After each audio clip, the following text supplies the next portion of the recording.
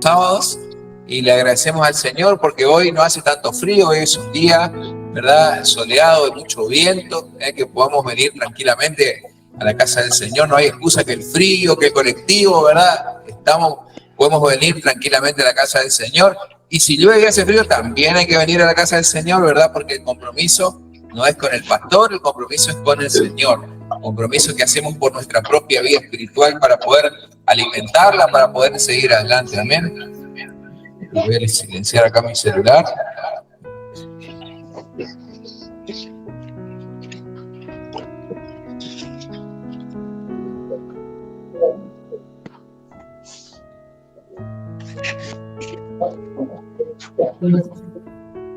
Amén.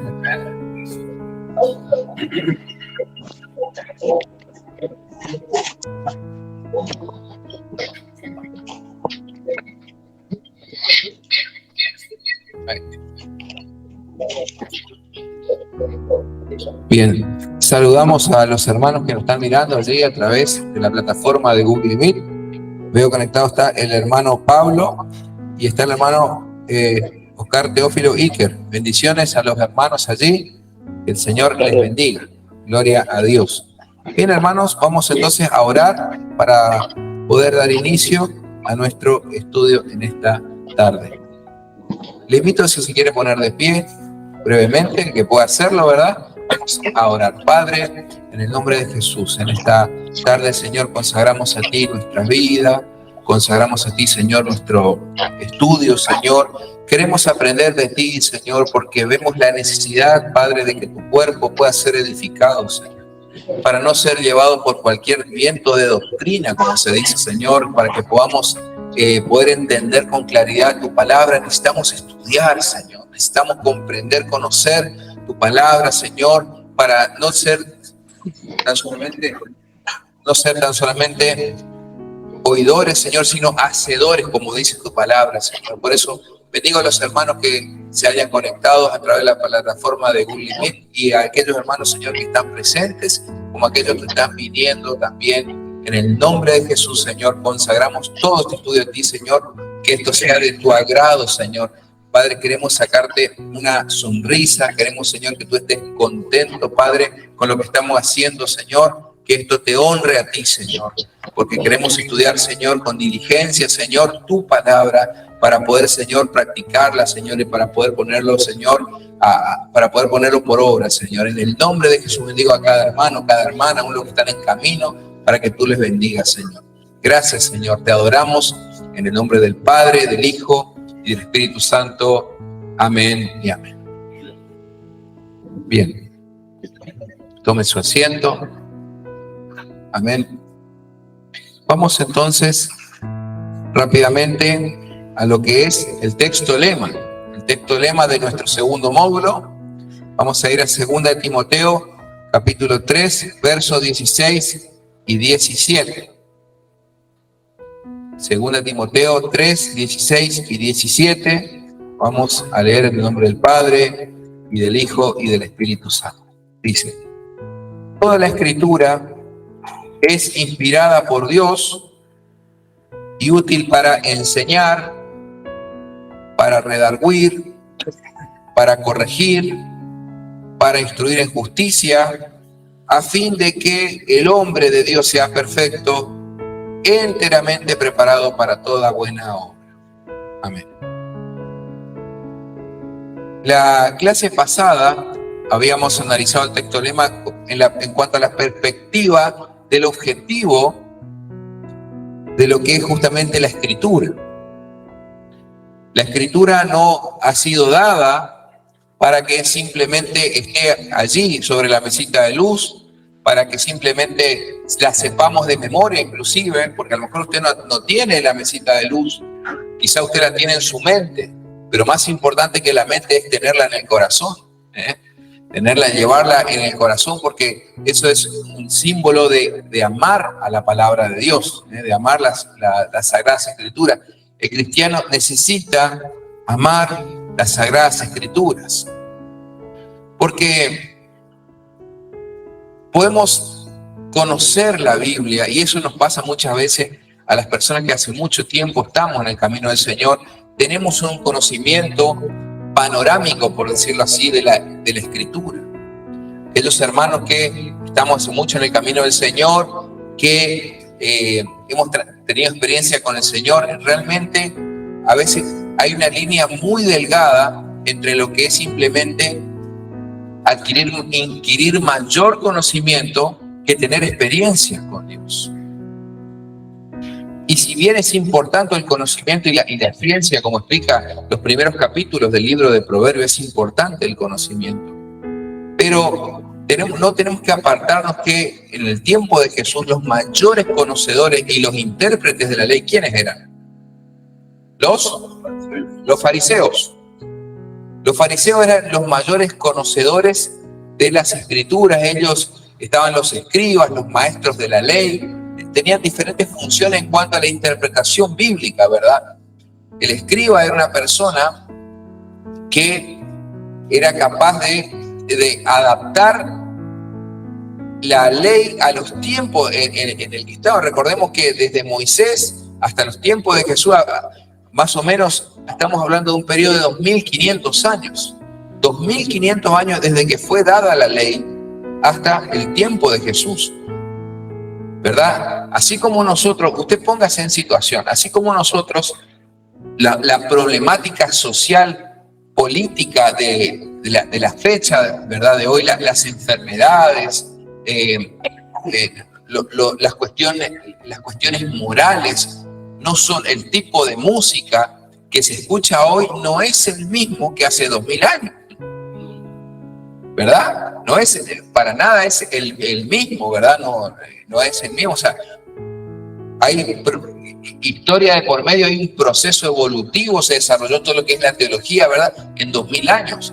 Así también pasaba desde el tiempo en que Dios dio la ley hasta la llegada de Cristo. Nosotros como que no pensamos en esas cosas. Entonces, justamente lo que hacía el escriba era adaptar la interpretación de la ley a los tiempos en el que se encontraba. Es muy importante entender esa diferencia, esa aplicación práctica, y esa era la función del escriba.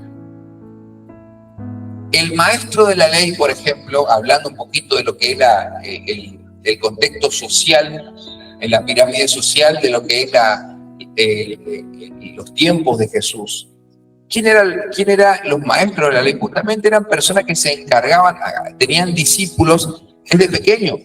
Por ejemplo, usted habrá escuchado de Gamaliel. Gamaliel fue el maestro de Pablo. Entonces, eran rabinos. Los rabinos eran justamente personas que acostumbraban, tenía ese ministerio de poder tener desde chiquitos discípulos y enseñarle la Torá, enseñarle las Sagradas Escrituras, las tradiciones, ¿verdad? Formar a otros. Esos eran los maestros de la ley, ¿verdad? Y también, por otra parte, también teníamos justamente a los fariseos, que era un sector de la población. Los fariseos eran personas consagradas a Dios. Eran personas que justamente ellos se identificaban con una señal en la mano derecha y en la frente. Tienen tipo un tabique, ahora les voy a buscar cómo se llamaba para mostrarle. Ellos justamente se identificaban por ellos estaban consagrados al Señor, es decir, ellos eran apartados para Dios. Entonces las personas obviamente lo asociaban ¿con qué? Lo asociaban justamente con la santidad con personas de Dios. Y también habían otros grupos dentro de la sociedad, como ser los saduceos, como ser los celotes, ¿verdad? Los publicanos, había varios grupos. Pero la crítica que hace el Señor Jesús cuando Él viene en persona, cuando el Dios de los cielos se hace el Dios hombre, ¿verdad? Viene aquí a la tierra, es la crítica por la dureza de su corazón. Él critica no más que otra cosa que la dureza de su corazón, porque ¿qué le decía el Señor en varios pasajes de los evangelios?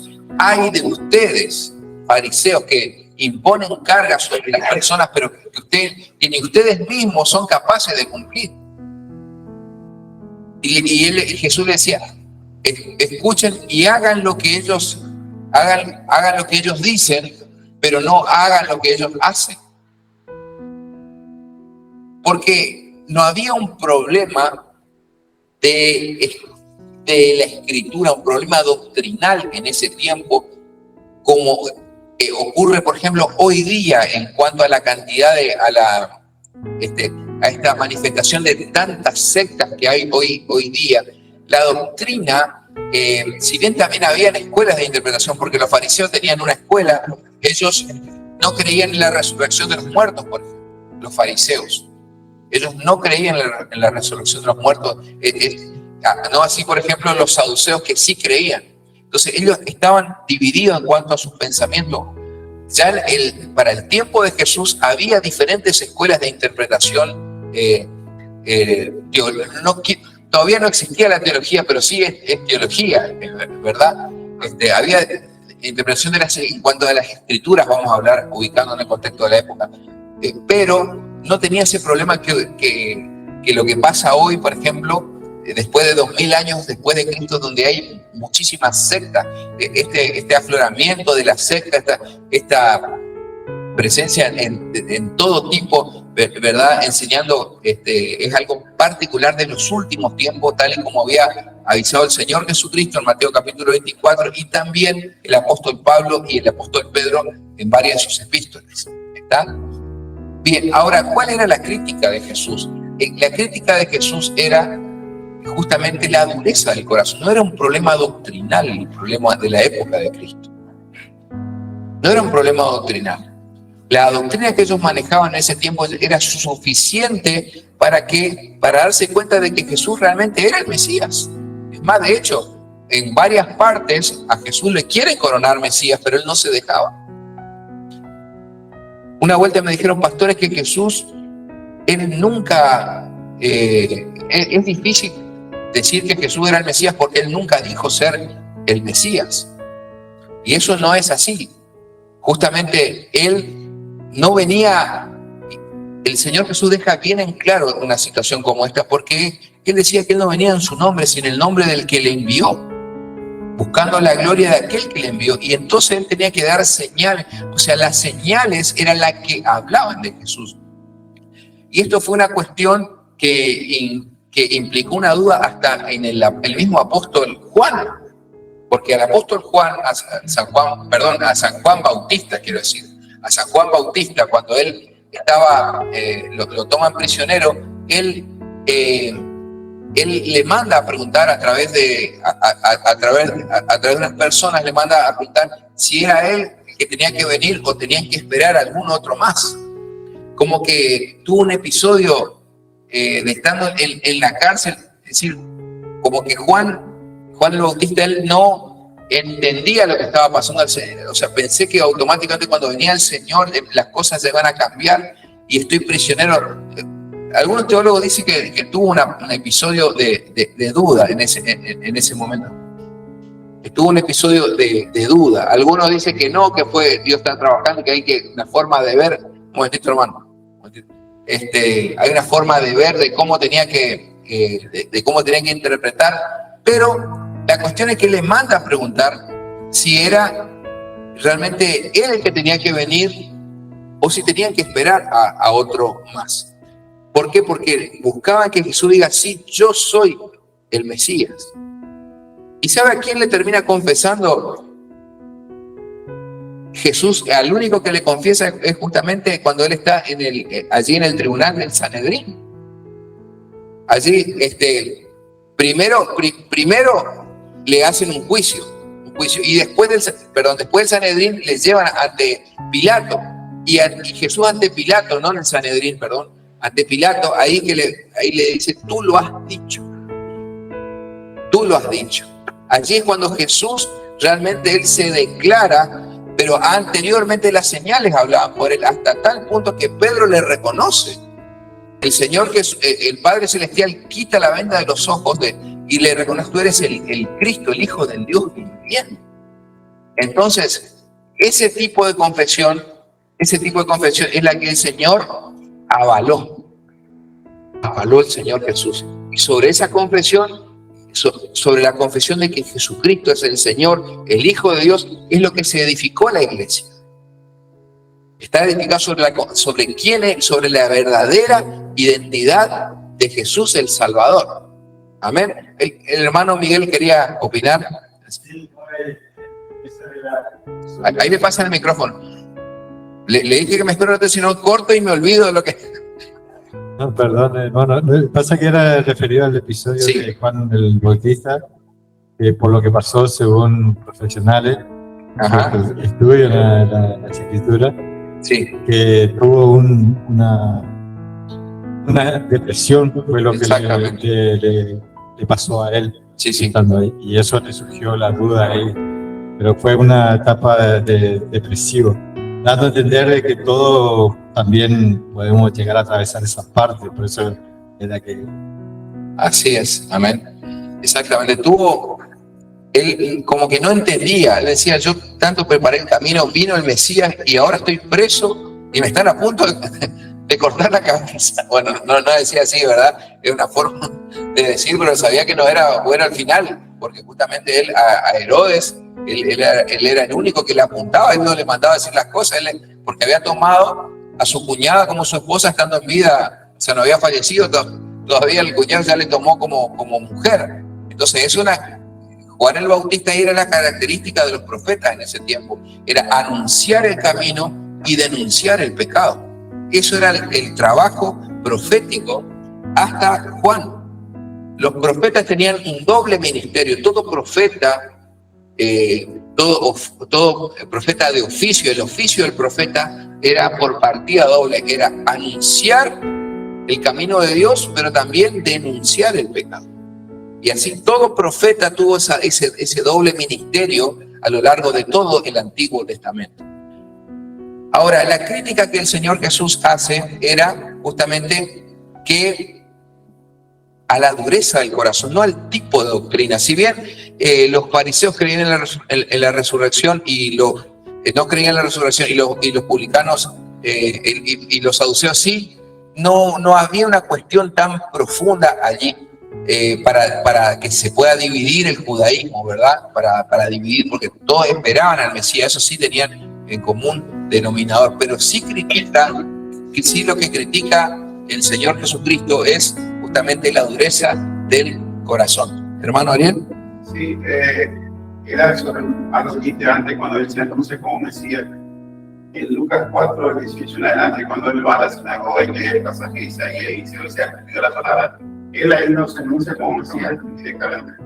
Claro, claro. El pasaje de Isaías habla del Mesías. Exactamente. Él le dice, esta profecía hoy se ha cumplido delante de ustedes. Claro, lo que yo explicaba era justamente que a mí me dice pastor, pero él nunca dijo, yo soy el Mesías. Porque incluso había una silla vacía que era para el Mesías, y él terminó de leer y se sentó ahí. Claro. O sea, hubo un montón de señales que ellos conocían. Exactamente, muy bien. No fue entonces ese momento de decir yo soy el Mesías. Claro, él no solamente esa, hay muchas señales que el Señor dijo que no hay duda que él era el Mesías. Sobre todo eso podríamos ponerlo a la vista, por ejemplo, cuando él recibía la adoración, él se dejaba adorar. Y solamente, justamente allí los fariseos lo inculpan diciéndole, ¿cómo que permite adorar? O sea, solamente a Dios se debe adorar, ¿verdad? Entonces, y él le permitía que se le adore. Ahora, lo que estaba comentando es que a mí me habían preguntado, pastor, ¿por qué Jesús nunca dijo, yo soy el Mesías? ¿Por qué siempre lo dijo de manera indirecta? Porque eso obviamente dentro del contexto del judaísmo, decir una cosa, leer ese pasaje y decir, hoy se ha cumplido esa Mesías, él indirectamente le está diciendo, yo soy el Mesías. Pero ¿por qué él nunca dijo, yo soy el Mesías? ¿Por qué él no dijo, síganme, adórenme? Lo que va a hacer lo contrario, por ejemplo, lo que va a hacer el anticristo, que sí va a decir. El anticristo sí va a ser una persona que va a decir, yo soy el Mesías que ustedes estaban esperando. El Señor Jesús no lo dijo, al único que le termina confesando cuando dice, tú lo has dicho. Tú lo has dicho. Cuando él afirma, son las palabras de Pilato cuando estaba ¿quién dice y qué es la verdad? Tiene un diálogo ahí, ¿verdad? Entonces, ahí cuando el Señor le dice, tú lo has dicho, ahí recién Él está diciendo directamente, eso es así. Pero hasta el momento todas las señales, sobre todo la que está mencionando Ariel, que justamente son señales pero Él nunca se había autoproclamado, esa es la expresión. Ahora, la crítica es justamente cuando el Señor le dice la dureza del corazón. Y esto, trayendo aquí al texto lema, 2 Timoteo 3, 16, 17, dice que toda la escritura es inspirada por Dios y útil para enseñar, es para redarguir, para corregir y para instruir en justicia. ¿Con qué vamos a relacionar? ¿Con qué vamos a relacionar el amor de la escritura? Lo vamos a relacionar con el término para redarguir. ¿Se acuerdan que yo les había hablado que en la clase pasada que ya íbamos a detenernos a hablar? ¿Qué significa la palabra redarguir? ¿Alguno tiene otra versión por allí? Para buscar algún equivalente, a ver. Si tienen, hermano, si no, si alguno tiene, o si no, lo leo. ¿Hay alguna otra versión? ¿No? A ver, Reina Valera contemporánea, hermano Acacio, a ver. ¿Dice redarguir también? Toda la escritura es inspirada por Dios y útil para enseñar, para redarguir, para corregir. Bueno, otra versión que tenga distinta, que no diga redarguir, que tenga algún sinónimo o alguna expresión similar. A ver. Dios habla hoy. A ver, Dios habla hoy. Sí, eso leyó Ariel, sí.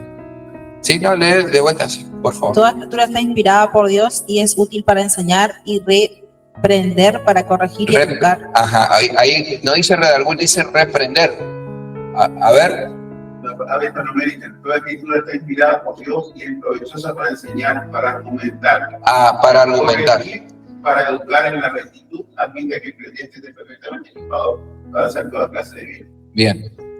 Bien. Entonces, la versión hispanoamérica, en vez de redarguir, dice para argumentar. Argumentar. Bien. ¿Qué es lo que significa? Porque inclusive hasta de memoria sabemos nosotros, este texto. Muchos cristianos, muchos de los que estamos aquí, no es un texto nuevo ¿verdad? O no debería ser, ¿verdad? Ya lo que estamos hace mucho en el camino del Señor. Pero decimos redarguir y no sabemos el significado muchas veces. Y la palabra redarguir dice arguir en contra de los argumentos de una persona. Arguir, o bien dice la versión hispanoamericana, es argumentar. Lo que pasa es que no quiere repetir allí, sería argumentar en contra de otros argumentos, argumentar en contra de los argumentos de una persona. Y cuando nosotros defendemos algo, una crítica, muchas veces o debería hacerlo. ¿Cuándo nos molesta una crítica? A ver Miguel, en qué momento, en qué ocasión defendemos normalmente en el común de la vida? A ver. Cuando sabemos que no es verdad. Cuando sabemos que eso no es así. ¿Verdad? Es cierto.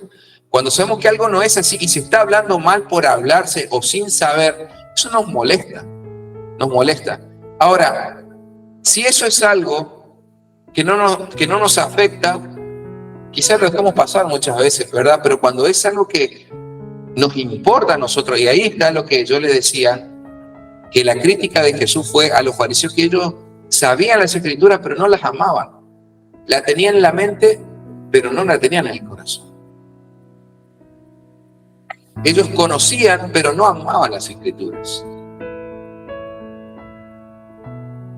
Y según lo que dice el texto lema, ¿es útil para qué? Para enseñar, para instruir y para redarguir. ¿Y qué significa redarguir entonces? Significa para argumentar o para refutar argumentos. Eso sería, vamos a traerlo a nuestra propia traducción, para refutar argumentos. Cuando hablamos de redarguir, es refutar argumentos. ¿Y por qué vamos a refutar un argumento cuando amamos algo o a alguien? Cuando escuchamos que quizás critican, qué sé yo, cuando se está hablando, imagínense que se está hablando mal de una persona y resulta que esa persona es su esposo, su esposa. Por supuesto que se siente tocado uno, ¿no? Por supuesto que sí, está hablando mal de algo que a mí, de alguien que me importa mucho. Entonces, ¿cómo es eso? A ver, así, ¿verdad? Se está hablando mal, o se está hablando mal de un hermano, se está hablando de alguien, de algún familiar nuestro, de nuestro hijo. Entonces, cuando es algo que nos atañe, ¿es por qué? Porque amamos. Y acá la Escritura justamente dice que tenemos que redarguir. O sea, es útil para redarguir. Es útil para enseñar, es útil en segundo lugar para redarguir, para corregir y para instruir. Y fíjese, después en otra oportunidad vamos a estudiar el orden de las palabras, porque como yo siempre le digo, no están puestas al azar. No están puestas al azar. Toda la Escritura es inspirada y no está puesta al azar, porque fíjese, si dijese la palabra redarguir en primera instancia, seríamos necios, porque primero tenemos que útil para enseñar y después dice para redarguir. O sea, si primero no aprendemos, ¿cómo vamos a defender? ¿Cómo vamos a rebatir argumentos? ¿Cómo vamos ¿verdad? Cuando se habla mal, no, la Biblia es mentira, la Biblia es un mito. En ese momento, al utilizar la apologética, ¿verdad? La ciencia apologética, en ese momento yo estoy redarguyendo los argumentos que van en contra de las cosas de Dios. Entonces, redarguir tiene que ver, como dice, es argumentar o arguir en contra, dice, arguir en contra de los argumentos de una persona. O sea, la palabra redarguir tiene que ver contra rebatir ideas. No se usa contra las personas, sino contra ideas, contra argumentos, contra fundamentos, contra doctrinas, contra pensamientos, justamente la palabra redarguir tiene que ver justamente con saber refutar, pero no porque a mí no me gusta, sino que no porque solamente no me gusta, sino porque no es verdad. Y entonces allí viene cuando el cristiano es realmente es un cristiano probo para poder refutar un argumento. Y a todo esto, por ejemplo, le invito a que busque allí Primera de Pedro, capítulo 3, versículo 15. Vamos a ver cómo Primera de Pedro 3:15 va a dar un poco más de luz todavía, y va a ver usted cómo la Biblia se argumenta a sí misma. Dice, 1 Pedro 3:15 dice, sino santificad a Dios el Señor en vuestros corazones y estad siempre preparados para presentar defensa con mansedumbre y reverencia ante todo el que os demande razón de la esperanza que hay en vosotros. La palabra de Dios, aquí el apóstol San Pedro nos está a nosotros diciéndonos, instándonos a que estemos siempre preparados. ¿Para qué? Para presentar defensa. Para presentar defensa, pero ¿de qué manera? Con mansedumbre. No es ir a agarrarme las piñas. Yo una vuelta conocí un caso donde un hermano no era en la iglesia de Dios, era el fallecido hermano Tito Ferrando. Él tenía un miembro de su iglesia muy fiel y le habían criticado. Él terminó las piñas, vino la policía. No, pastor, que yo me fui a defenderlo a usted y lo contó públicamente, por eso lo estoy contando, porque a través de la radio lo contó. Y el pastor le decía, no, hermano, yo no necesito que nadie me defienda. Pero yo le defendía a usted, pastor, y me estaban criticando que usted roba el diezmo. Entonces, la defensa, la palabra redarguir tiene que ver con defender no a personas, no atacar o defender personas, es ideas, argumentos. Por eso es redarguir, viene de argumentos. Está. ¿Y cómo tiene que ser esa defensa? Con mansedumbre. Con mansedumbre y con reverencia. Acordándose de qué? De que estamos hablando de cosas santas, no estamos discutiendo sobre política. No estamos hablando sobre el equipo de fútbol, estamos hablando de cosas santas. Por eso, yo muchas veces, aunque estoy llamado a presentar defensa, si yo sé que estoy por exponer la palabra de Dios, que si sigue hablando más mal, no es lo único que voy a lograr es tirar perla a los cerdos. Yo tengo que ver, o sea, el poder defender la palabra de Dios. Yo tengo que ser sabio cuando es oportuno y cuando no. ¿Cuándo es oportuno? ¿En qué sentido? Si yo veo que están tomando para chiste las cosas de Dios, yo salgo, ¿verdad? Muchas veces, y eso va a provocar que peor se siga tomando de chiste. O sea, yo mismo me estoy prestando para eso. O sea, cada vez que yo defiendo tiene que ser para que los testigos que están escuchando sean edificados. Esa es la diferencia. Yo no tengo que ir a pelear por pelear. Eso es lo que quiero dejar en claro. Presentar defensa es justamente para la edificación del cuerpo de Cristo. El apóstol Pablo en muchas oportunidades, él se trenzaba en discusiones, muchas veces él redarguía conceptos, doctrinas filosóficas, pero ¿qué pasaba? Los que le escuchaban creían en la verdad. Entonces, si yo realmente, hay testigos que están, si vos en la clase de la facultad se está hablando mal y vos podés defender, tenés que hacerlo, porque hay testigos que se están llevando, que están escuchando las ideas que dice un profesor, que dice un alumno, que se comparten en la clase, y están escuchando, y si yo puedo defender, ¿sabe qué? Eso no es tan así, porque hay que mirar tal cosa, ¿verdad? En ese momento hay una nube de testigos que está escuchando y está recibiendo, y si uno no dice nada, como se queda callado, ¿qué hace? Esos compañeros se llevan a la casa la idea que le sembró el profesor. Entonces en ese momento sí es propicio defender la palabra de Dios. Si mi familia, ¿verdad? Después de una sobremesa se quedaron tomando unos tragos, ¿verdad? Y hablando mal de las cosas de Dios, y ir a discutir con borrachines, y la verdad que no sé si a quién va a edificar. Entonces, más allá que la Biblia nos llama a presentar defensa, yo tengo que distinguir eso. Porque tengo que hacerlo, no es defender, no, yo soy un defensor de la fe, por supuesto que sí, hermano. Pero tiene que ser con mansedumbre y tiene que ser con reverencia. Sí, son los dos elementos para defender, para poder redarguir. Hay dos elementos, mansedumbre, o sea, ¿qué significa mansedumbre? No ir a pelear, y con reverencia. ¿Por qué? Porque estamos hablando no de política, no estamos hablando de un equipo de fútbol, estamos hablando de las cosas santas.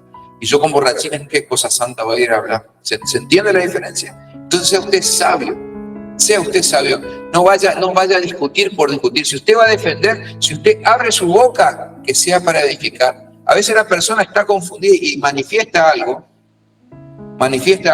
porque está confundida. Entonces usted tiene el deber, la obligación como cristiano de hacerle conocer el camino.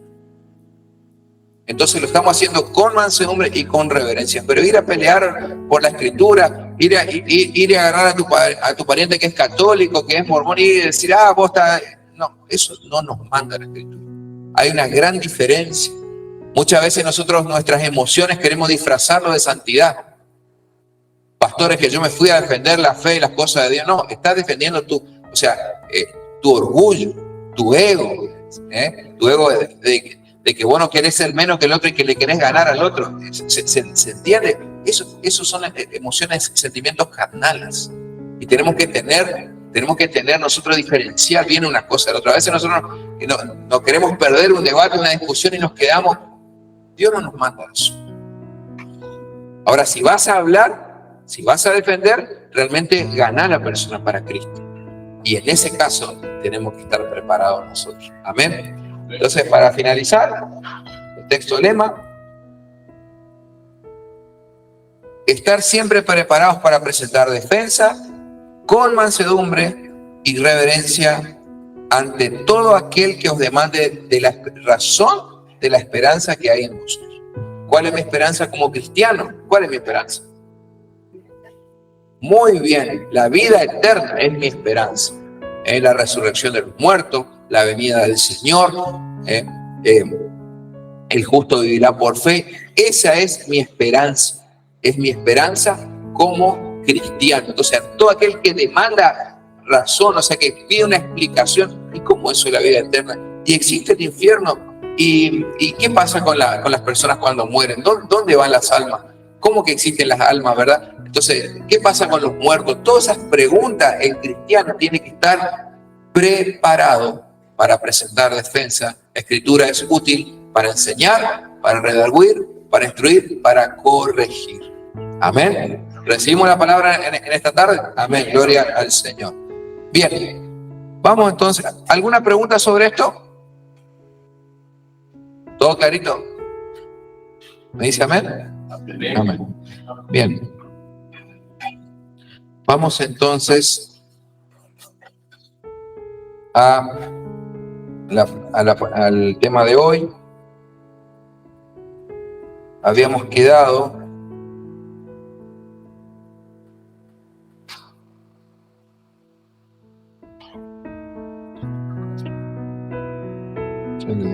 bien, en las preguntas. Página 3.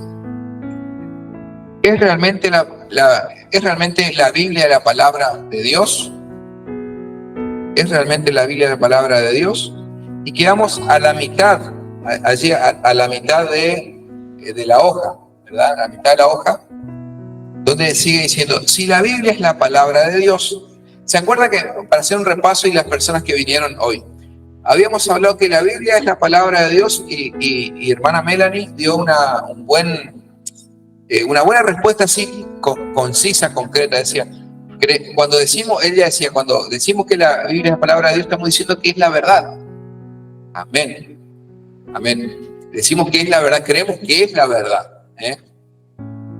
En una segunda definición, justamente, ¿por qué decimos que la Biblia es la palabra de Dios? Porque allí habíamos dicho que estaba en el segundo párrafo con negrita, dice, la Biblia es la misma palabra de Dios porque es la voluntad revelada de Dios para la humanidad. Esa es la segunda definición que habíamos dado. Decimos que la Biblia es la palabra de Dios porque creemos que es la voluntad revelada de Dios para con la humanidad. De allí procede el término que habíamos explicado todo en el primer módulo, que es lo que es la revelación. Si esa revelación Dios no nos las hubiera dado, no podría existir la ciencia teológica. La ciencia teológica es la razón de ser de la ciencia teológica es justamente la revelación de Dios, que Dios nos reveló. No se guardó las cosas para Él. No dijo Él, bueno, Adán y Eva ya los creé, ahora ya no me molesten más, funden su sociedad, funden su política, hagan su trabajo, yo ya cumplí con ustedes. No, Dios crea al hombre por amor y Él les revela su voluntad. Entonces ese acto divino de revelar al hombre la voluntad, la perfecta voluntad, es justamente lo que nosotros conocemos en teología como revelación. La revelación. Sin la revelación de Dios no existiría justamente la Escritura, las Sagradas Escrituras. Entonces Dios nos revela su voluntad y nos enseña justamente, nos da la oportunidad de encontrar a Dios y de conocerlo de una manera correcta. No como a mí me parece. ¿Por qué? Porque quizá uno sale a hacer una encuesta afuera y le pregunta, ¿crees en Dios? Sí, creo en Dios, pero no voy a la iglesia. O creo en Dios, pero no creo en los hombres. Creo en Dios, pero no creo en la iglesia, no creo en los sacerdotes, no creo en los curas, no creo en los pastores, ¿verdad? Creo en Dios, pero no creo en el hombre. Creo en Dios, pero no creo en la Biblia. ¿Cuántas de esas expresiones escuchamos? Entonces, Dios revela su voluntad para que nosotros podamos conocerlo a Él de la forma correcta. Pero ese ya, el tema es que la pelotita queda del lado de nuestra cancha. Porque tenemos nosotros, si Dios da a conocer su voluntad, y Él vino, se entregó, murió y resucitó por nuestros pecados, entonces están ya en nuestra negligencia o nuestra diligencia ocuparnos de la voluntad revelada de Dios. ¿Me explico? Ahora vamos al párrafo allí del medio. Si la Biblia es la palabra de Dios, ¿me siguen? A la mitad de la hoja, página 3. Página 3 a la mitad de la hoja. Si la Biblia es la palabra de Dios, entonces esta es la última que pusimos allí.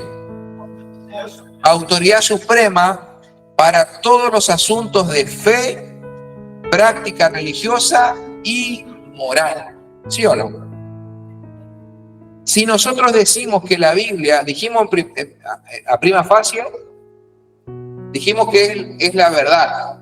Después dijimos que es justamente la voluntad revelada de Dios. Y ahora estamos diciendo que es la autoridad suprema. Vean, se va ampliando la definición.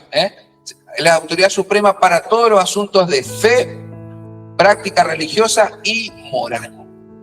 ¿Por qué? Porque el ser humano, ¿qué tiene que ver la moral? Porque Dios es el autor de la moral, queridos hermanos. A la moral, ¿qué tiene que ver la moral? La moral es lo que está bien, es diferenciar lo que está bien de lo que está mal. Eso se hace y de eso no se hace. ¿Cómo sabemos nosotros? Porque existe la palabra de Dios. Porque existe la palabra de Dios. Exactamente, pero los mandamientos eran justamente para que exista una conciencia de pecado. Eso explica muchas veces el apóstol Pablo. No es que la ley, no es que justamente la ley por causa del pecado, sino el pecado por causa de la ley. Eso de esa forma lo explica él. Porque justamente la ley era simplemente era una sombra de lo que había de venir, de lo perfecto que había de venir. ¿Por qué? Porque lo perfecto era Cristo. Cristo era el que tenía que venir. Entonces ahí fueron todas las cosas claras, ¿verdad? Eran todas las cosas ya transparentes para que podamos ver con claridad y distinguir una cosa de la otra. Entonces, es la autoridad suprema. Si usted tiene un fibrón allí, usted tiene que, esa parte tiene que subrayarlo, por ejemplo. Es la última autoridad suprema para todos los asuntos de fe, práctica religiosa y moral. ¿Por qué será que dice la última? Yo siempre lo insto a usted que usted razone. ¿Por qué no dice es la autoridad suprema? ¿Por qué dice es la última autoridad suprema? ¿Qué le parece? A ver, muy bien que participen, hermano. A ver, hermano Héctor. Por el micrófono, por favor, entonces le escuchan, hermano. A ver. Porque después de Dios no hay nadie más. Amén. ¿Qué más? A ver.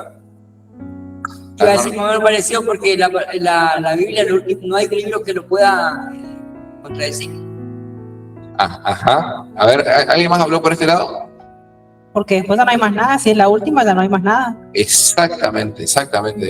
Pareció lo que decía el hermano. ¿Por qué? Yo le explico por qué dice la última autoridad suprema. ¿Sabe por qué? Porque hay cuestiones que por ahí son difíciles de entender.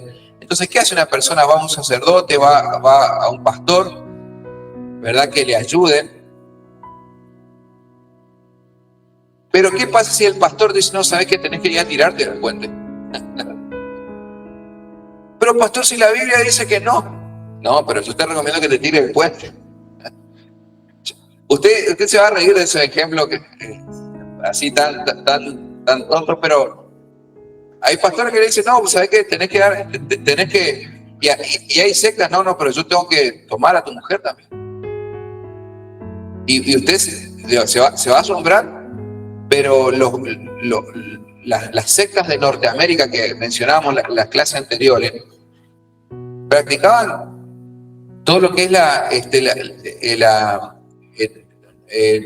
bigamia. Ya era poligamia. ¿Por qué? Porque el pastor allí, el pastor entre comillas, ¿verdad? Porque era el referente de la secta, a todas las mujeres eran un clan, él tenía que hacerle hijos a todas. Y la gente justamente ciegamente creía ¿en quién? En lo que decía el pastor. Entonces, por eso, cuando hablamos de la última autoridad suprema, estamos diciendo que el hombre puede decir tal cosa, pero está la Biblia por sobre todo. El gobierno, el Estado, la iglesia, todos pueden decir, y usted dice, tenemos que replantear, o sea, estamos hablando de cuestiones obvias, pastor. Hoy en día, en pleno siglo XXI, o sea, tercer milenio, está queriendo redefinirse lo que es la familia. Usted dirá, pastor, pero muy simple el ejemplo que está dando. Fíjese que no. Porque hoy en pleno siglo XXI está queriendo redescribirse qué es la familia. No, la familia no importa si es hombre con hombre y mujer con mujer. Lo importante es que haya el amor. Entonces, y esas ideas es un peligro para nuestros niños, para nuestros jóvenes, que van a la escuela y ven esas cosas, escuchan como que se quiere normalizar el pecado. Por eso es lo que el Señor Jesús comparó a los tiempos antes de su segunda venida, a los tiempos de Noé, donde tenía que llegar la decadencia moral, tenía que llegar al colmo. Y evidentemente aún no llegamos al colmo, porque cuando llegó al colmo ahí vino el diluvio. Y cuando lleguemos al colmo en nuestro tiempo, ahí va a venir el Señor. Evidentemente se puede seguir degradando un poco más todavía la humanidad. Entonces, a la familia, por ejemplo, no la inventó el sociólogo, el psicólogo. Ellos no pueden definir lo que es la familia, porque ellos no crearon la familia. Por eso cuando decimos que la Biblia, la palabra de Dios, es la última autoridad suprema, es porque Dios, que es el creador de la familia, nos dejó en su palabra definirnos qué es una familia. Dejará el hombre a su padre y a su madre para unirse a su mujer, y los dos serán uno. Eso es la familia. Y el fruto de ese amor son los hijos. Vieron que no es tan básico ni tan simple. La última autoridad suprema del pensamiento del hombre, lo que legisla la moral, es la palabra de Dios. Por eso decimos que no es simplemente la autoridad suprema, es la última autoridad, porque si el pastor te dice, no tenés que ir a tirarte del puente, no, la Biblia me dice que Cristo es vida. Nunca me pueden estar enseñando a mí porque Dios no es un Dios de muerte, sino un Dios de vida. Siempre hay esperanza. Entonces, ¿no sabes qué? Eso me ayuda a mí a reconocer la buena enseñanza de la mala. Por eso es la última autoridad suprema. ¿Sí, hermana Laura? ¿Sí? Ahí le pasa el micrófono, por favor. Entonces escuchan los hermanos que están conectados. Con ese ejemplo que usted dio, entraría también ahí, por ejemplo, la cuestión de la eutanasia. Exactamente. La cuestión de la eutanasia. Eutanasiar a una persona, para aquel que no lo sabe, es justamente una persona que está a punto de morir y que aparentemente ya no tiene forma de salvarse, no se recupera, es desconectarla para dejarla morir. Es una cuestión moral muy profunda allí, ¿verdad? Entonces, nosotros como cristianos no estamos a favor de la eutanasia, porque nosotros no somos el dueño de la vida. Es Dios el que legisla la moral, y solamente Él es el dueño de la vida. Entonces nosotros simplemente tenemos que orar y esperar en Dios, y si Dios se lo tiene que llevar, se lo llevará. Hay gente que después de de más de 20 años ha despertado. Son casos únicos, pero ha ocurrido.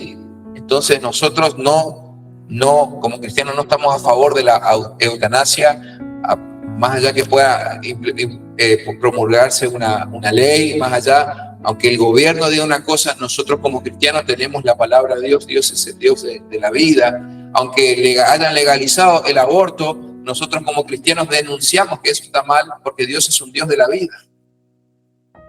Entonces, no importa lo que diga la ley, no importa que haya ciertas iglesias evangélicas, entre comillas, que estén a favor del aborto, que haya iglesias LGTB, eso no está bien. Nosotros denunciamos una cosa como esa. Eso no agrada a Dios, una cosa como esa. Y tenemos que, más allá que lo pueden hacer legalmente, ¿verdad? O sea, la iglesia puede decir una cosa, el Estado puede decir una cosa, pero Dios nunca va a aceptar eso. Y no se peleen conmigo, arránquenle las páginas de la Biblia si no están de acuerdo, ¿verdad? Esa es la cuestión. Ahí el hermano Héctor quiere preguntar. Yo tengo un testimonio, pastor, de eso que usted dice que... A ver. Y voy a confirmar lo que usted dice, que la autoridad suprema es Dios. Yo en mi vida, yo le engañé a mi esposa. Y bueno, tuvimos nuestros problemas. Y llega un momento que mi esposa me dice que tengo que ir a un psicólogo para ver si pueda revertir esa situación que estaba viviendo. Y a mí, yo no soy muy partidario de esos profesionales. Y accedí, me fui. Y estuve como varias sesiones. Y yo le contaba a la psicóloga el problema que estaba teniendo. Y llega un momento en que me dice ella misma, y bueno, si a vos te gusta vivir así con varias mujeres, y hacerlo, me dice. Hacerlo. Viví tu vida. Y entonces yo ahí me replanteé y empecé a obedecer lo que dice la palabra del Señor. Y fue lo único que me sacó. Gloria a Dios. Amén. Muchas gracias, hermano, por su testimonio. Es muy valioso. Y es así, hermano. Todos los que estamos en el camino del Señor somos puros ex. Es drogadicto, es ladrones, es alcohólico. El Señor de todos lados nos rescató y formó su cuerpo. Amén. Hemos sido lavados con la sangre más preciosa, que la sangre de Jesús. Y somos miembros de su miembro y cuerpo y hueso de sus huesos. Amén. Bien. Entonces, hermano, la palabra de Dios es la última autoridad suprema. Y en consecuencia, las preguntas que debemos hacernos son: ahora, damos por hecho entonces que creemos que la Biblia es la palabra de Dios. Lo que pasa es que cuando uno dice que la Biblia es la palabra de Dios, tenemos que saber a qué nos estamos refiriendo. Que justamente es la última autoridad suprema en cuanto a lo que es ética, moral, lo que es religión, fe. La Biblia es la palabra de Dios. No hay nada que pueda objetar la palabra. Si algo va en contra de la palabra de Dios, es antibíblico, automáticamente lo descartamos. Eso es lo que significa. Se descarta, se desecha, porque va en contra de la Biblia.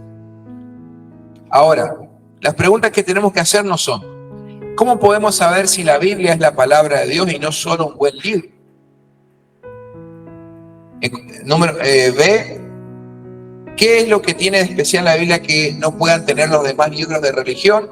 Y si hay alguna evidencia de que realmente la Biblia es la palabra de Dios. Son preguntas sinceras que nosotros también tenemos o estamos obligados a responder, hermanos.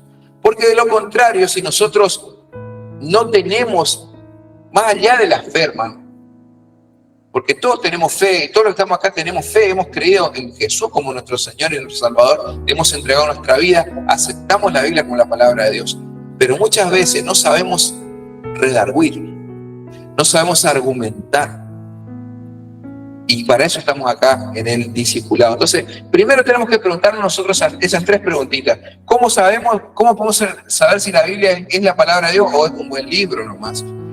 ¿Qué es lo que tiene de especial? ¿Y cuál es la evidencia que la Biblia es la palabra de Dios?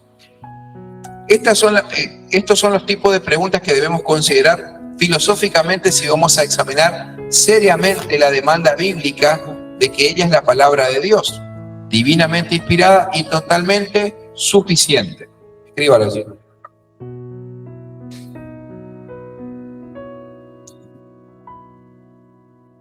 Y totalmente suficiente para todos estos asuntos de fe y prácticas religiosas. Al respecto, 2 Timoteo 3, del 15 al 17, quisiera saber si los hermanos que están conectados a través del Meet tienen todos el material de estudio. Por favor, si puede prender su camarita y me hace el pulgar para arriba para saber si tiene el material, si tiene impreso. Buenísimo, el hermano Pablo, ahí lo veo. Hermana Hermelinda, hermano Claudio. Muy bien, Ernesto. Buenísimo, Israel también. Buenísimo, qué bueno que lo estén teniendo. Hermanos, aprovecho para hacer un anuncio. Próximo domingo 9:15 de la mañana en el culto, vamos a entregar los certificados del módulo 1. Así que a todos los hermanos allí están conectados. Yo sé que algunos son del interior. No, mañana no, el próximo domingo. Mañana no, el próximo domingo. Ahí le veo a Mariana Guzmán también. El próximo domingo a las 9:15 de la mañana. Por eso digo para que se prepare. Van a recibir el certificado de haber aprobado el módulo 1. Vamos a entregarlo acá en el culto. Así que le invito a que usted venga, si quiere venir con su familia. 9:15 de la mañana, comenzamos el culto y vamos a la mitad del culto vamos a tener un momentito y lo vamos a pasar al frente, le vamos a entregar el certificado y vamos a orar por sus vidas. Si usted puede venir, si usted está impedido por alguna causa y usted quiere enviar a algún familiar que en representación suya pueda recibir el certificado, también lo puede hacer. Sé que hay hermanos que por ahí están impedidos para poder asistir aquí personalmente, temporalmente están impedidos, así que si puede mandar usted, o si no le guardo y después le entregaré yo, o le mandaré a través del capellán Claudio Cabrera, le mandaré el certificado. Pero próximo domingo 9:15, véngase entonces, si quiere invitar a su familiar, si quiere invitar a que lo acompañe en el momento, van a ser bienvenidos entonces para recibir el certificado del módulo 1 sobre qué es la teología. Amén. Ese anuncio nomás. Bien, veo que todos los hermanos tienen, entonces me pongo muy contento. Seguimos.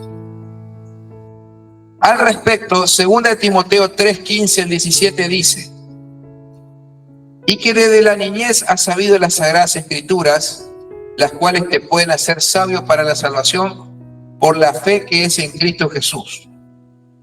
Y ahí viene el texto lema: toda la escritura es inspirada por Dios y útil para enseñar, para redarguir, para corregir, para instruir en justicia, a fin de que el hombre de Dios sea perfecto, enteramente preparado para toda buena obra. Amén. Dice, y que desde la niñez has sabido las sagradas escrituras, las cuales te pueden hacer sabio. ¿Para qué? Para la salvación por la fe que es en Cristo Jesús. Amén. Qué lindo en el contexto, ¿verdad? Lo que pasa es que no podemos hacer tan largo el texto lema, tiene que ser a lo sumo 2 versículos, para que usted se pueda memorizar. Sigue la lectura, dice, dice, a fines de contestar objetivamente estas cuestiones, debemos considerar las evidencias internas y externas que demuestran que la Biblia efectivamente es la palabra de Dios. Bien. Entonces,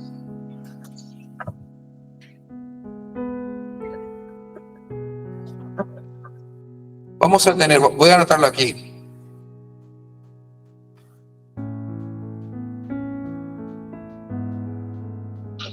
Evidencias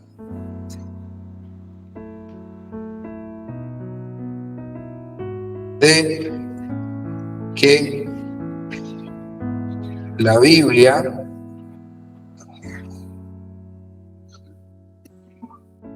es la palabra de Dios. Un poquito largo, pero un poquito largo, ¿Por qué? Porque si yo le pongo tan solamente evidencias, no sé si algunos entienden lo que estamos.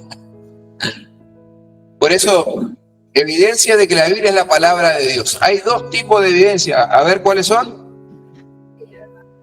Muy bien. Internas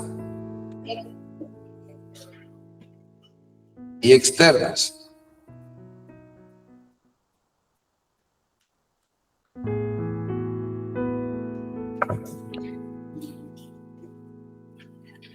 Internas y externas. ¿Sobre qué es que estamos girando? Sobre esas tres preguntitas. Sobre esas tres preguntitas. ¿Cómo podemos saber si la Biblia es la palabra de Dios y no solo un buen libro? ¿Qué es lo que tiene especial? ¿Y hay alguna evidencia que realmente la Biblia es la palabra de Dios? Entonces vamos a ver, hermanos, para responder esto, necesitamos justamente, necesitamos conocer las evidencias. Hay dos tipos de evidencias. Internas y externas. Internas y externas. Evidencias internas. En primer lugar, ¿qué dice?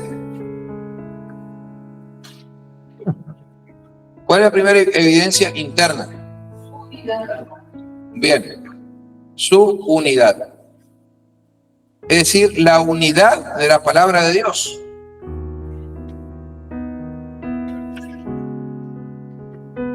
Aun cuando son 66 libros individuales, escritos en 3 diferentes continentes, Europa, Asia y África, escríbalo allí, África, en 3 diferentes idiomas, hebreo, arameo y griego, por más de 40 autores y durante un periodo de 1500 años, desde el 1492 a.C. hasta el 100 después de Cristo. Voy a repetir si alguno se quedó. Aun cuando son 66 libros individuales escritos en 3 idiomas, escritos en 3 continentes, Europa, Asia y África, en 3 idiomas distintos, hebreo, arameo y griego, por más de 40 autores y durante un periodo de 1500 años, la Biblia aparece como un libro unificado de principio a fin y sin presentar, ¿qué cosa? Contradicciones. Muy bien.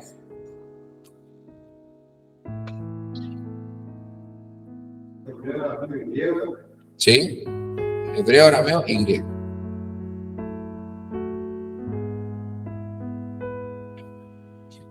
Esta característica es única a diferencia de otros libros de religión y es una evidencia del origen divino de sus palabras.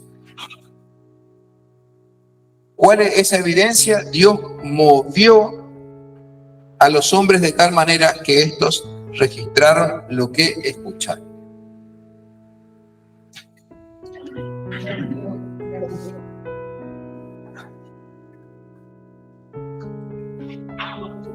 Dios movió, con B corta. Dios movió de mover.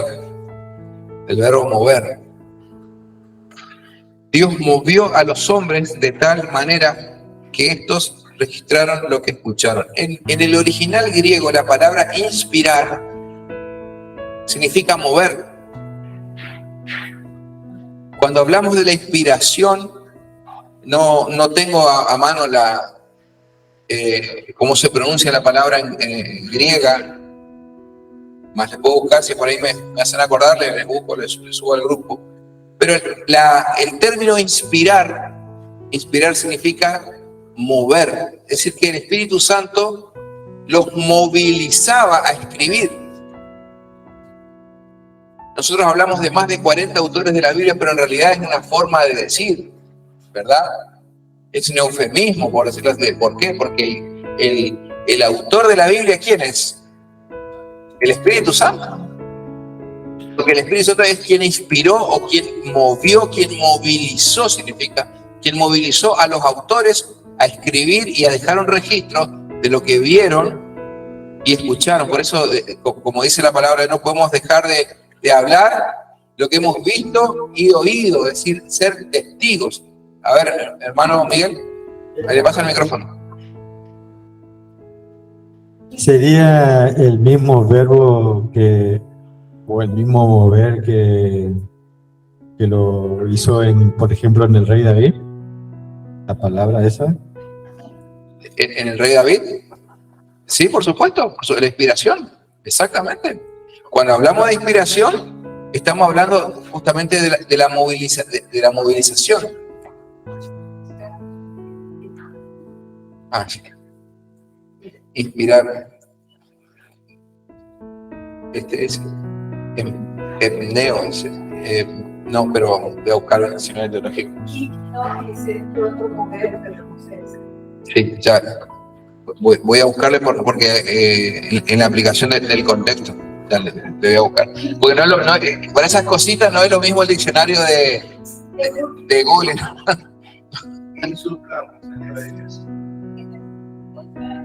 Que como es criadero de espíritus.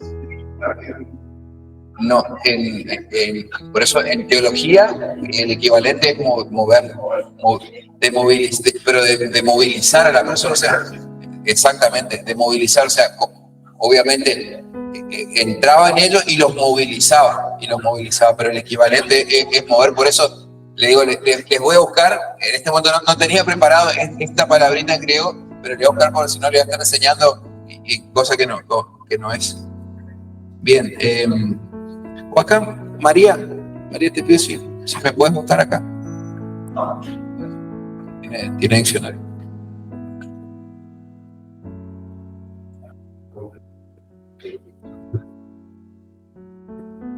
Bien.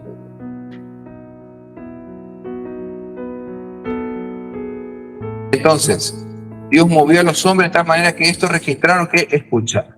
¿Está?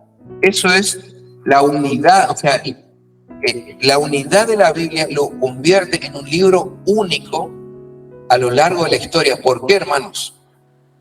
Porque ¿cómo puede ser? Lo que le estoy tratando de explicar en esta tarde es justamente cómo un libro escrito por más de 40 autores que ni siquiera se conocieron entre sí, no fueron contemporáneos, escrito en 3 continentes distintos, en 3 idiomas distintos, hebreo, arameo y griego, en un periodo de 1500 años se encuentren concatenados de una manera tan especial que no se contradigan entre ellos.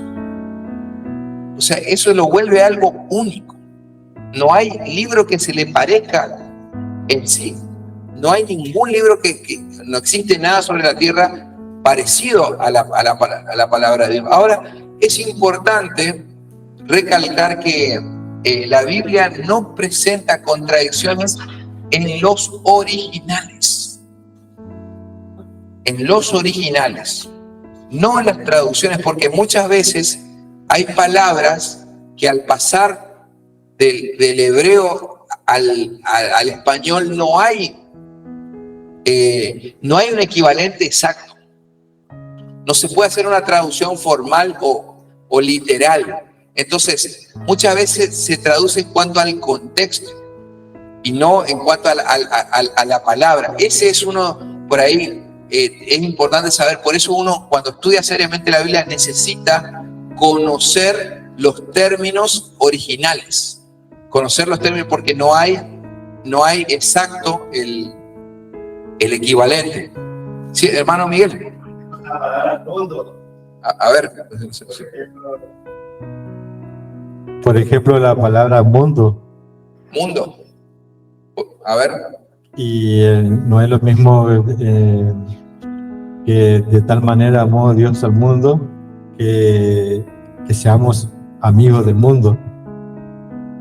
Ajá. ¿Y sabe cuál es el término original ahí o no? Sí, ¿Cuál es? tengo entendido que de tal manera amó Dios al mundo es a las personas, y donde habla respecto que no amemos las cosas del mundo son el pensamiento del sistema que implementa la política o ideologías que por ahí son en contra de la voluntad de Dios. Claro, pero no, de la palabra de Dios. Por eso le digo, O la manera de sentimiento, digamos. Exactamente. Por eso hay muchas cosas hay palabras que ameritan, cuando uno hace un estudio serio, dice, si toma seriamente, objetivamente la escritura, nos lleva a ver cuál es el término original para poder sacar justamente exactamente cuál fue la intención del autor. Bien. Entonces no hay libro que se le parezca. Ahora, en el original de la escritura no tiene contradicciones. No en el original. Por ahí las traducciones se van mejorando una a otra, porque el conocimiento del ser humano, la erudición teológica no termina. Es una fuente de agua, le podemos sacar y sacar, pero el conocimiento humano es imperfecto. Entonces, constantemente una versión le va superando a la otra, es mejor que la otra, ¿verdad? Hay manuscritos donde se traduce mejor. Obviamente, todo esto podemos poner como excusa, porque yo de cualquier traducción de la Biblia puede servir a mí para tener un encuentro con Cristo. Eso no hay ninguna objeción en cuanto a eso, ¿verdad? Pero sí, cuando uno estudia la escritura, necesita conocer, ¿verdad?, los términos originales. ¿Sí, hermana?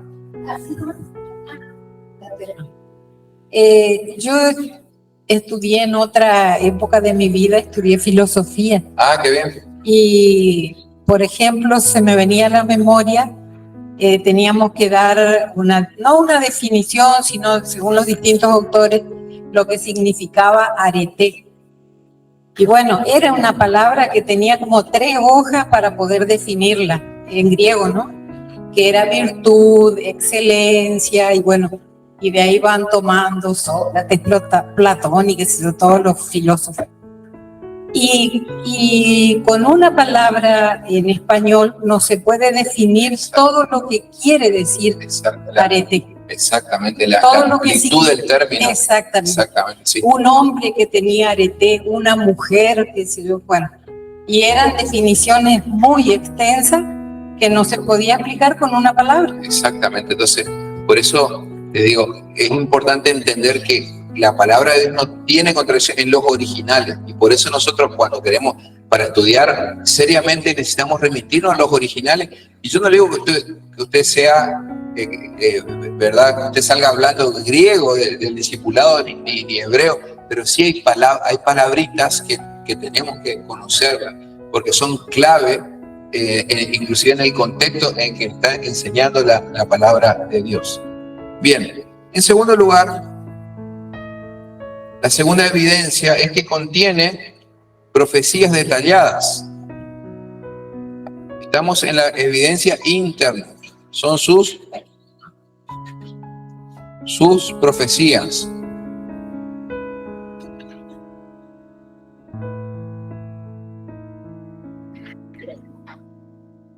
Es la segunda evidencia interna. ¿Por qué? Porque nosotros, ¿cómo se aplica esto? Tenés una conversación ahí con tu pariente, ¿verdad? A ver, ¿qué evidencia hay de la Biblia de la palabra de Dios? Entonces usted va a saber de memoria si hay 2 tipos de evidencia, interna y externa. ¿Por cuál querés que empiece? Se agranda. Hay 2, entonces. En segundo lugar, la evidencia. ¿Por qué? Su unidad, ¿por qué? Porque no hay un libro que se le parezca. Sin contradicciones, o sea, que sea tan amplio, tan extenso, escrito en un periodo de 1500 años y que no tenga contradicciones, realmente es algo ya único, sobrenatural. Se ve la inspiración divina.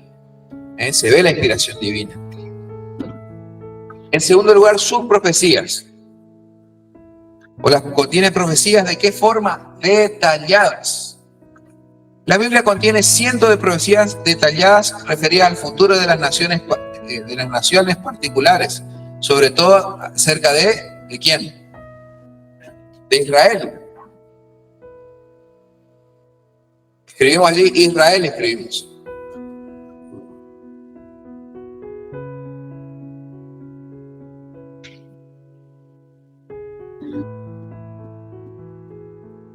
Al futuro de ciertas ciudades, al futuro de la humanidad, y a la venida de un Mesías.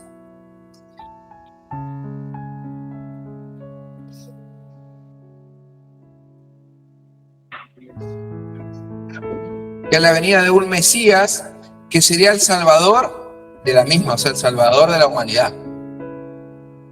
Es decir, que no solo salvaría a Israel, sino también a todo aquel que creyera en él. A diferencia de otros libros religiosos o con aquellas profecías dadas por Nostradamus, que son de las más famosas. ¿Por qué? Porque estamos viendo que, aparte de su unidad, estamos viendo las profecías de la Biblia que son detalladas y contienen profecías pormenorizadas. Entonces, alguno le podría decir a usted, no, pero el libro de Nostradamus también habla del fin del mundo y habla de cosas similares. ¿Cuál es la diferencia?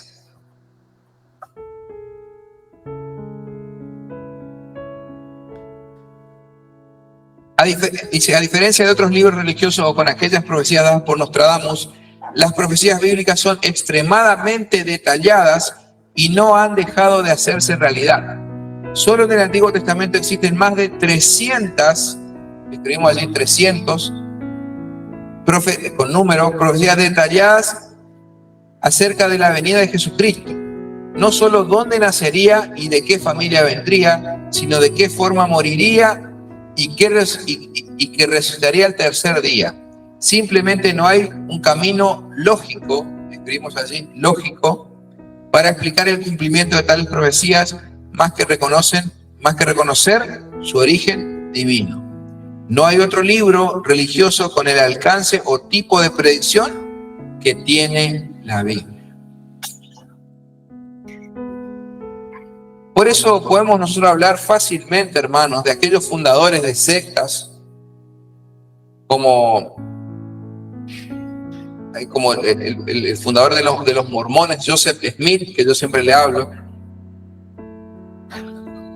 porque nosotros fácilmente, para que una persona sea el fundador o se diga ser Dios, o aparezca un loquito que diga que él es Dios, que es Mesías, ¿verdad? Tendría que haber profecías, no solamente.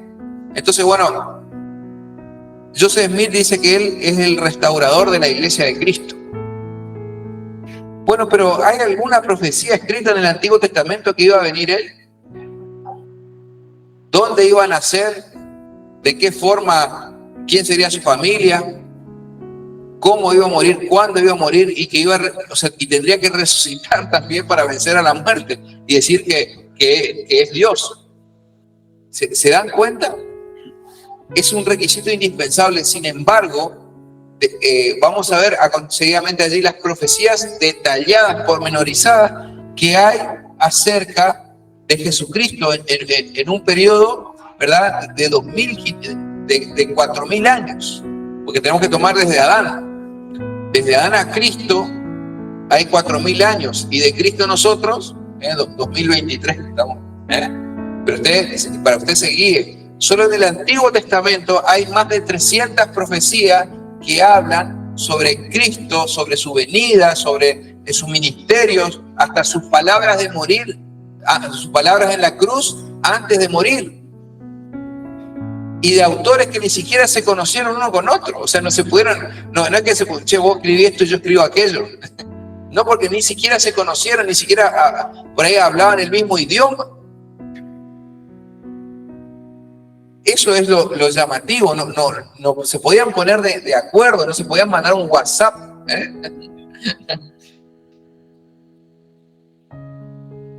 Y vamos a ver allí las evidencias proféticas. Jesucristo ha sido el único personaje de la historia de quien se escribieron cientos de profecías con miles de años de anticipación antes de su venida al mundo. Entonces escribieron así. Veamos algunos de ellas. El protoevangelio fue escrito en el año 1400 a.C., que es Génesis 3:15. Y pondré enemistad entre ti y la mujer, y entre tu simiente y la simiente suya, ésta te herirá en la cabeza y tú le herirás en el calcañar. Es la primera profecía mesiánica, o también llamado protoevangelio. El protoevangelio. ¿Por qué? Porque es justamente allí, inmediatamente después de haber pecado Adán y Eva, Dios le habla, le dice el castigo de Adán, el castigo de Eva, y después le habla a la serpiente y le está diciendo justamente que la simiente de la mujer, o sea, Cristo, iba a luchar contra su simiente, con la simiente de la serpiente, la descendencia, y justamente ¿qué iba a pasar? La simiente, es decir, la descendencia de la serpiente le iba a morder en el calcañar una herida que no iba a ser mortal. ¿Por qué? Porque Cristo fue a la cruz, está simbolizando que Cristo fue a la cruz. Sin embargo, Cristo le iba a aplastar la cabeza, que sí es una herida mortal para la serpiente. Porque él, al resucitar de entre los muertos, si bien la serpiente le mordió, que es una herida que no fue mortal, porque si bien porque el Señor resucita de la cruz al tercer día, él vence para siempre a sus enemigos, a la muerte, al Hades y a Satanás, los tres enemigos de Jesús. Entonces es importante entender eso. ¿Sí? Ahí le pasé el micrófono. También hace referencia a Israel, ahí son dos visiones, digamos, de este versículo. También hace referencia a la nación de Israel, cuando habla de la mujer. Claro, porque la mujer de la que está hablando es la nación de Israel. La mujer es de Israel. Y ahí nacería. Claro, exactamente, porque el Mesías iba a ser judío, iba a ser israelita. Iba a ser israelita, o sea, por eso Dios, ¿se acuerdan que analizamos? Él, para que venga el Mesías, él tuvo que preparar todo el escenario. Para que pueda nacer el Mesías, primero tenía que formar la nación de Israel. Y para formar la nación de Israel, primero tenía que llamar a una persona, y ese fue Abraham. Entonces, a través del llamamiento a Abraham y la promesa dada a Abraham, es lo que deviene Cristo, el hijo de la mujer es la nación de Israel. ¿Está? Entonces, y los descendientes de la serpiente, ¿quiénes son? Todos los que, porque dice, no va a luchar contra la serpiente, sino contra la descendencia de la serpiente. O sea, ¿no es cierto? Está la descendencia, el linaje, ¿verdad? Es justamente, como dice, la simiente de la mujer contra la simiente de la serpiente. Fíjense quiénes son los protagonistas. Hay 4 protagonistas ahí. Se puede decir, yo me atrevería a decir, es todo aquel que no confiesa, porque justamente lo que no confiesa que Jesucristo vino en carne. Eso serían. Pero usted identifique que en esa profecía es muy importante, es el protoevangelio, es la primera profecía mesiánica. Son 4 los actores de ese escenario. ¿Por qué? Está la mujer con su simiente, y acá muchas veces quiere haber una mala interpretación. Porque yo he escuchado argumentos que por ahí el catolicismo considera que esta mujer es la Virgen María. Y eso no es así. ¿Sabe por qué no es así? Porque la palabra simiente, la mujer no tiene simiente, ¿viene de qué? Viene de semen de semilla, la semilla. Y la semilla es puesta por el hombre, no por la mujer. Pero ¿no es cierto? Pone el óvulo, son lo que es la procreación. Entonces, ¿cómo puede ser que la mujer tenga simiente? No, es algo contradictorio aparentemente. Cuando no estudiamos teología nos parece contradictorio, ¿verdad? Entonces, es la simiente de la mujer. Entonces, la mujer no es una mujer de carne y hueso. La mujer es la nación de Israel. Y la simiente, la descendencia, el hijo de la mujer de la nación de Israel es Cristo. Es el resultado. Es Cristo. Es Cristo. Mientras que tampoco no es Cristo contra la serpiente, no, es Cristo contra el hijo de la serpiente. Y el hijo de la serpiente es justamente todo aquel que niega, porque ¿qué le dijo Jesús a los fariseos? Le dijo a los fariseos, ustedes quieren matarme porque su padre, ustedes son hijos del diablo. Él decía, nosotros somos hijos de Abraham. Yo le digo, ustedes son hijos del diablo. Y hay una clave que responde lo que estábamos hablando ahora en este pasaje aquí de Génesis 3:15. Porque automáticamente le está diciendo que todo aquel ¿qué deseos tenían los fariseos? Matar a Jesús. Ustedes son hijos de el diablo, porque ustedes tienen el mismo deseo que su padre, el diablo, que es de matarme, que ha sido homicida y mentiroso y padre de la mentira. Y padre de la mentira. Entonces todo aquel que practica la mentira y quiere y niega que Jesucristo vino en carne, niega a Jesús, ese es hijo del diablo. Puede usted llamarlo la religión, puede llamarle los satanistas, puede llamarle todo aquel que rechaza a Cristo, todo aquel que niega a Jesús, es el hijo del diablo. Los fariseos, Jesús le dijo, son hijos del diablo, así que imagínense, ellos dominaban la escritura. Entonces, esa va a ser la luz, y esa es la primera evidencia en el año 1400 antes de Cristo. La segunda evidencia, por ejemplo, son sus sufrimientos y palabras que pronunciaría en la cruz, en el año 1000 antes de Cristo. Fíjese que allí el rey David, como mencionaba el hermano Miguel, ya 1000 años antes de la venida del Señor, había escrito, el Espíritu lo había inspirado, había movilizado, lo había movido para que pueda escribir cuáles iban a ser las palabras en la cruz. Dios mío, ¿por qué me has desamparado? He sido derramado como agua, mi corazón fue como cera y mi lengua se pegó a mi paladar. Horadaron mis manos y mis pies, repartieron entre sí mis vestidos y sobre mi ropa echaron suertes. Fíjense con qué exactitud, con qué nivel de detalle el rey David estaba 1000 años antes de que pase esto, estaba anticipando todo lo que iba a pasar con Jesús. Es impresionante una cosa como eso.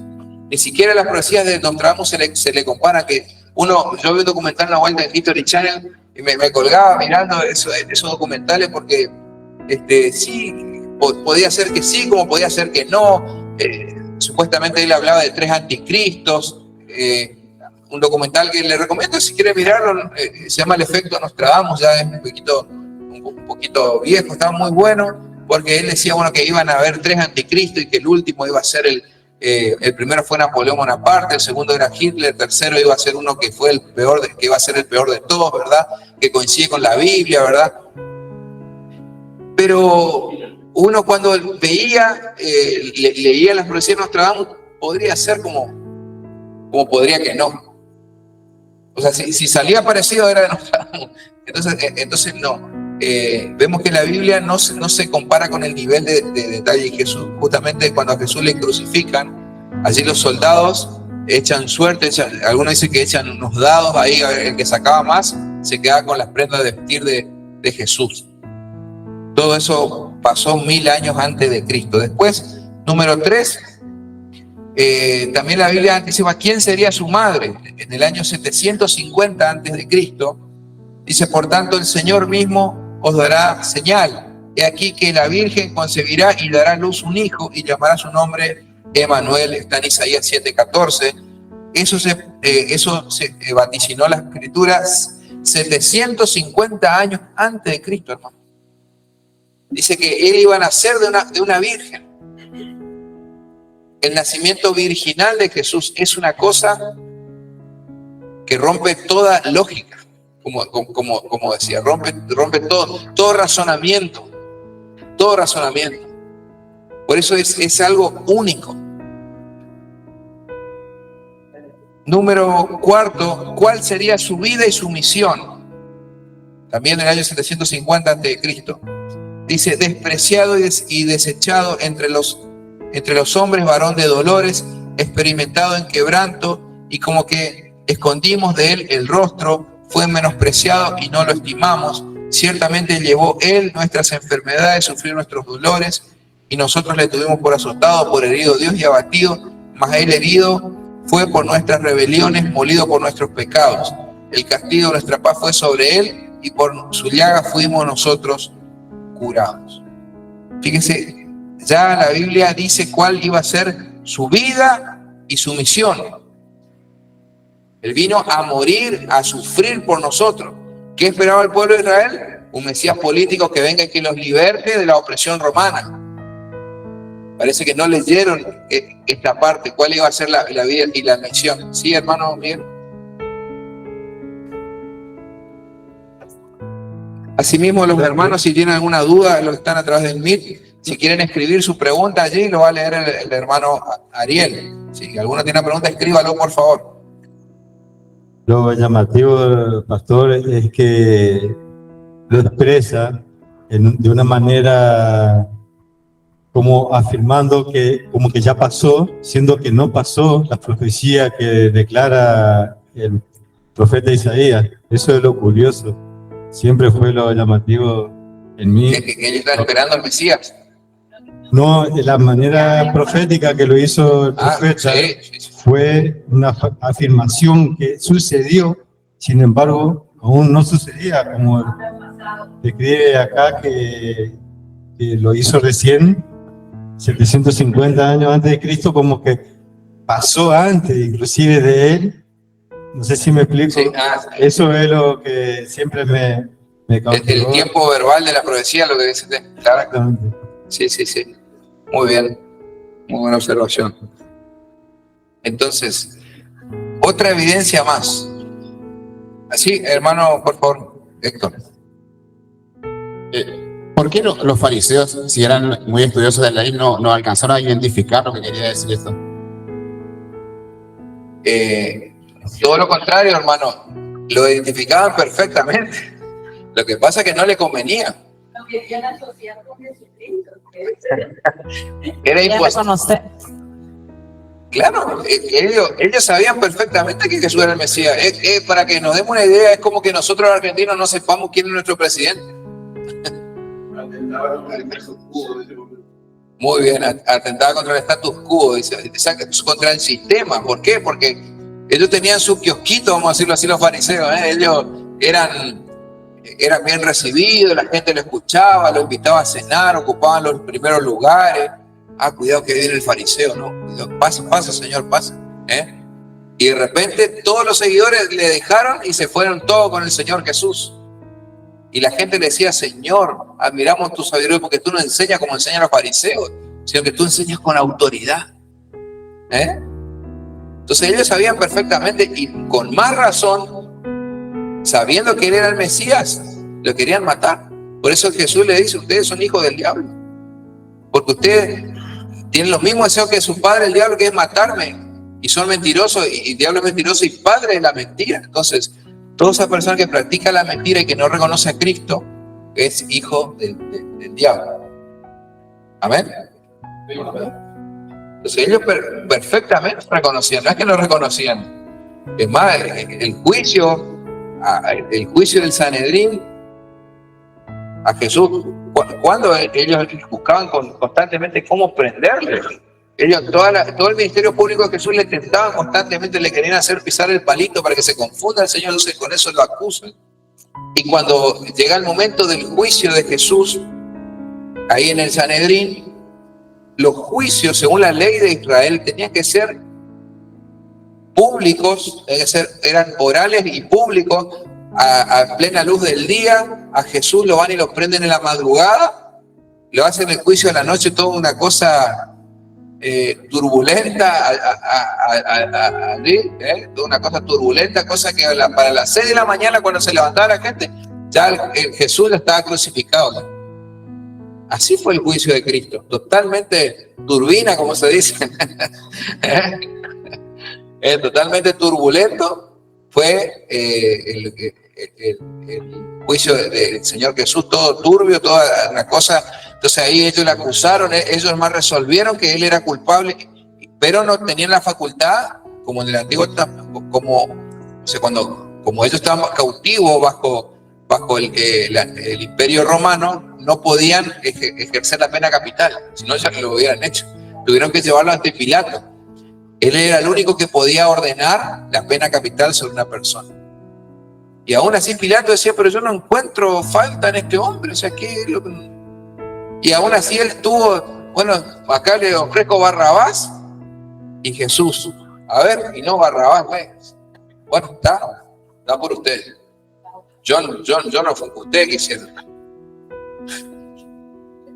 todo lo que padeció nuestro Señor, pero él vino, o sea, su ministerio ya estaba escrito. Él no vino a declararse Mesías. Él había venido a salvarnos. Él estaba salvándonos, hermano. Después, ¿cuál sería su vida y su misión? Después el número, 2, 4, 5. El lugar específico de su nacimiento en la ciudad de Belén, 520 años antes de Cristo. Pero tú, Belén Efrata, pequeña para estar entre las familias de Judá, de ti me saldrá el que será Señor en Israel, y sus salidas son desde el principio, desde los días de la eternidad. Desde los días de la eternidad. Fíjense, ya dice exactamente que él iba a nacer en Belén. Es impresionante. Después el mismo Señor Jesucristo anunció el último, o sea, hay más, hermano. Yo le estoy tomando, o sea, son 300. Yo le estoy tomando acá 6, que son de las más sobresalientes, son profecías mesiánicas. El mismo Señor Jesucristo anunció previamente su muerte y su resurrección, pues sabía perfectamente bien la hora, el día y el año que tendría que morir, que fue para el 41 después de Cristo. Desde entonces comenzó Jesús a declarar a sus discípulos que le era necesario ir a Jerusalén y padecer mucho de los ancianos, de los principales sacerdotes y de los escribas, y ser muerto y resucitar al tercer día. Eso dice Mateo 16, 21. Él sabía perfectamente que había venido para eso. Inclusive cuando Pedro en una oportunidad le dice, Señor, pero a ti no te puede pasar eso. ¿Qué le contestó Jesús? Apártate de mí, Satanás. Porque tú no buscas la voluntad, tú no buscas la voluntad de Dios, sino la de los hombres. Entonces, Jesús él tenía bien claro a qué él venía. Porque si él no moría por nosotros, no teníamos esperanza, hermano. Esa es la realidad. Entonces, ¿puedo agregar? Sí, hermana, por favor. El hermano fue maldito, algo así como, ¿por qué no se dieron cuenta los escribas, creo que dijo, o los fariseos, ¿Sí? de todas estas profecías? También tenemos que tener en cuenta que ellos solo tenían el Antiguo Testamento, por decir, o sea, todo lo que se anunciaba a través del Nuevo Testamento, él no existía. ¿Puede ser? Lo que, De profecía hablo. o sea, a ver, el Antiguo Testamento, solamente el Antiguo Testamento contenía más de 300 profecías. Ahí sí. Esa era la Biblia que manejaba Jesús en esa época. Bien. ¿Sí? Aparte del tema de los países, por un lado, el que tenía y el negocio montado alrededor, porque la excusa es el hecho de quedarse con lo de las viudas y los huevos. O sea, ellos tenían un número también, y no era solamente la edad de la nacimiento. Se robaban a las viudas, se quedaban con la heredad, o sea, era grave lo que hacían. Y tergiversaron la ley. Totalmente. Ellos, por eso yo le hablé del kiosquito. tenía su... Y no les convenía. ¿Cómo un Mesías que venga a hablar de que hay que amar al prójimo? que hay que pagar impuestos a Roma. Este está loco. Nosotros queremos salir de Roma y no, él dice que hay que pagarle a Roma impuestos. Porque le preguntaron, ¿tenemos que pagar impuestos a Roma? Bueno, a ver, una moneda, ¿de quién tiene la cara? Del César. Entonces, dada a César lo que es el César, pero dada a Dios lo que es de Dios. ¡Wow! Es cada prueba que le ponía el Señor, él con toda la sabiduría divina le podía contestar. Porque la verdad que sus palabras han quedado registradas y han marcado la historia del ser humano. Inclusive, por eso, hermano, está bien, todos sus aportes vienen bien y usted no tenga vergüenza de preguntarle ni nada. Inclusive, fíjese, la hermana Laura, ella decía que no, era imposible que no se den cuenta. Y por si no se daban cuenta, también el Señor había preparado al último profeta, el más grande de todos. ¿Quién? Juan el Bautista. Que por si había alguna duda, ¿qué hacía Juan? Preparaba el camino del Señor. ¿De qué forma? ¿Qué decía Juan el Bautista directamente? Muy bien, viene uno que es mayor que yo, el que ni siquiera soy digno de atarle los cordones. Y cuando aparece el Señor, aquí está el simiente de David, el hijo de David, el Cordero de Dios que quita el pecado. Aquí el Cordero de Dios que quita el pecado del mundo. O sea, me explico, o sea, por si había alguna duda de interpretación profética, el Señor levantó a Juan para que no haya ninguna duda de que Jesús era el Mesías.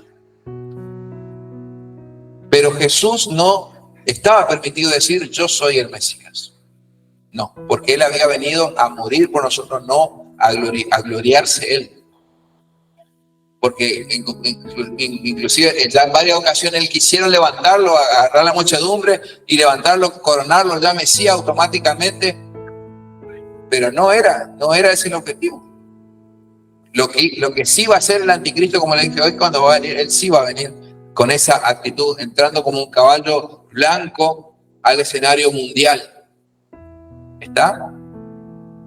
Entonces, para que no haya ninguna duda, también, si los fariseos tenían alguna y es más, Jesús, en una de las tentaciones a los fariseos, le dice, Señor, dinos con qué autoridad haces todas estas cosas. Y yo le voy a hacer una pregunta también a ustedes. ¿Con qué autoridad, en nombre de quién bautizaba Juan? ¿En nombre de Dios o en nombre de los hombres? Y entonces ellos van y dicen, bueno, pero si decimos que Juan el Bautista hablaba en nombre de Dios, y entonces Jesús nos va a decir, ¿y por qué no le creíste? ¿Por qué no te arrepentiste? Porque te fuiste y te bautizaste. Pero decimos que si decimos que era en nombre de los hombres, acá nos van a apedrear, se nos viene en la noche porque todo el mundo Jesús tenía más de 10.000 seguidores.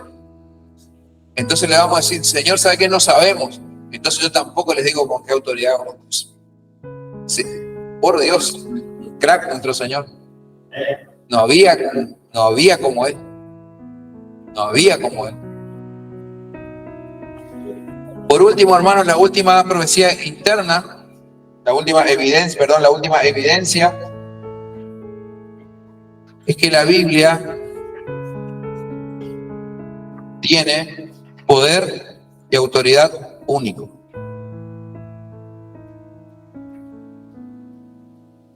Poder y autoridad.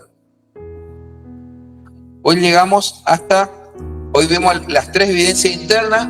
La próxima clase vamos a ver las evidencias externas. ¿Está? La autoridad y poder únicos que tiene la Biblia. Dice, a diferencia de cualquier otro libro alguna vez escrito, la Biblia tiene una autoridad única. Esta autoridad y poder son mejores vistos en que innumerables vidas han sido transformadas tras desarrollar el hábito de leerla y estudiarla. Escribimos allí, estudiarla. Leerla y estudiarla. ¿De qué manera? Los adictos a las drogas han sido liberados, homosexuales han logrado abandonar esa práctica, abandonados y haraganes han sido transformados, criminales empedernidos han sido reformados, pecadores han sido reprendidos por ella y el odio se ha convertido en amor en el corazón de muchas personas. La Biblia posee un poder dinámico y transformador que son posibles solo porque ella es la auténtica palabra de Dios. Amén. La Biblia es la auténtica palabra de Dios.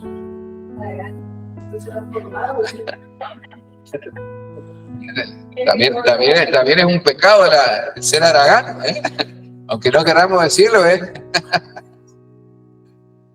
Ser haragán es ser un holgazán, dormir todo el día, ¿eh? También es un pecado. Y para toda la palabra ociosa le dice.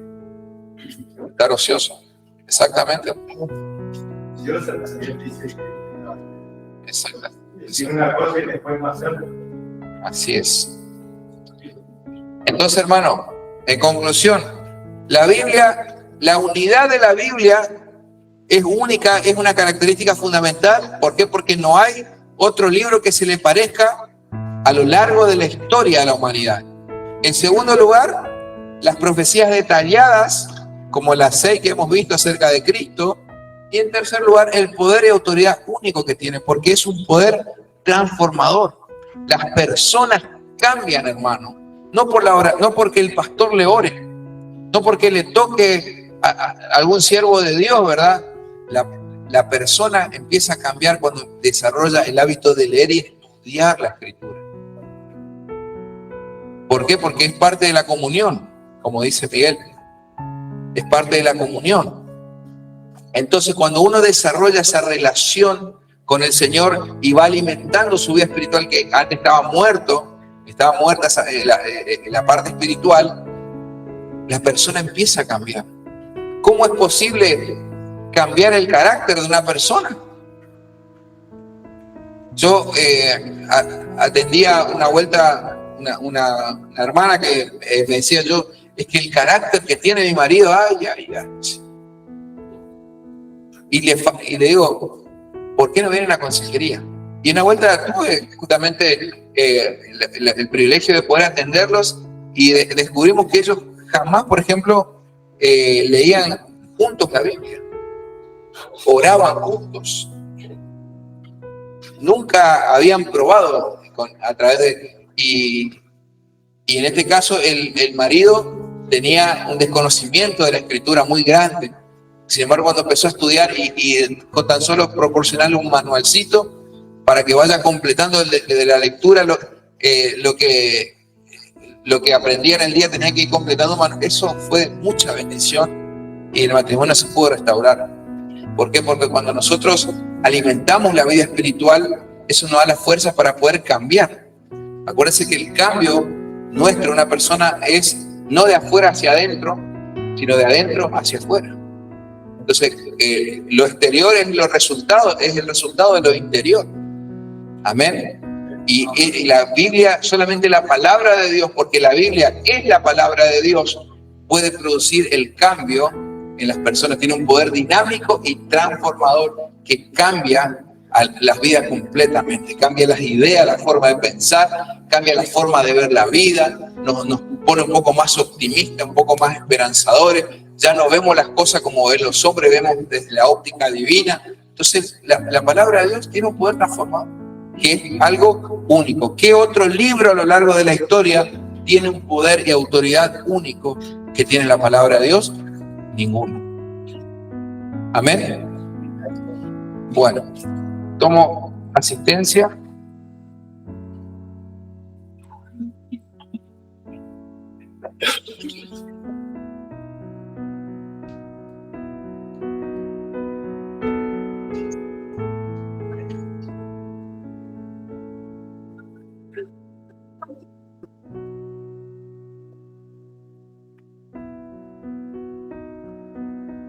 Claudio Cabrera, Hermelinda González, Ariel Cochia, Laura Martínez, Lidia Cabrera, Melanie Peloso, María Aquino, Matías Marín, Héctor Cuevas, Ricardo Acevedo, Oscar Teófilo Iker, Miguel Barbona, Hortensia Mirón, Acacio Aguirre, Patricia Jauff,